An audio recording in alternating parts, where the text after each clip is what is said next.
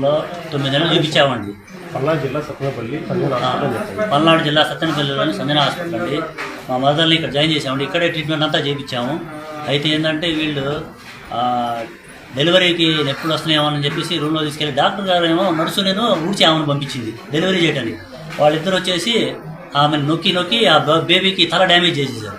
ఆ విషయం తెలిసి డాక్టర్ పిలిస్తే ఆమె వచ్చేసి వెంటనే అంబులెన్స్ ఆమె పిలిపించేసి గుంటూరు పంపించింది. సీరియస్గా ఉందని వాళ్ళకి తెలిసిన హాస్పిటల్కి. బేబీ ఏమో చచ్చిపోయింది. ఇప్పుడు బాబు చచ్చిపోయాడు. ఆరోగ్యశ్రీ కింద మేము జాయిన్ అయ్యాం పేదవాళ్ళం.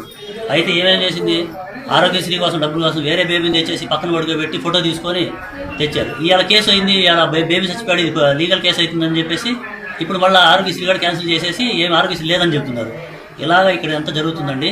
ఇంకొక బేబీ చచ్చిపోవడానికి వీల్లేదు. ఇక్కడ నర్సులను ఊడ్చేవాళ్ళు ఏంటంటే డెలివరీలు చేసేది ప్రాణాలు తీస్తూ ఉంటే ఇంకా వీళ్ళు ఎంబీబీఎస్ చదువుకొని వీళ్ళు పంపిస్తారా? ఇంకెందుకు మీ మీద నమ్మకం వచ్చేది, మీకు డబ్బులు కట్టేది ఎందుకు? పిల్లల్ని చంపుకోవడానికి. బేబీకి ఒక్క ఫాల్ట్ కూడా లేకుండా ఆర్గన్స్ అన్ని కరెక్ట్గా ఉండి మొత్తం స్కానింగ్ రిపోర్ట్లు అన్నీ కరెక్ట్గా ఇచ్చారు మాకు. ఇవాళ చూస్తేనేమో ఇట్లా చేశారు. నొక్కేది ఏంటండి పైకెక్కి అసలు ఆపరేషన్ థియేటర్లోకి వచ్చేసి ఆ స్ట్రక్చర్ మీద ఎక్కేసి అమ్మాయి మీద కూర్చొని కడుపు నొక్కేది ఏంటండి, ఊడిసామా నర్సు నొక్కేది ఏంటండి?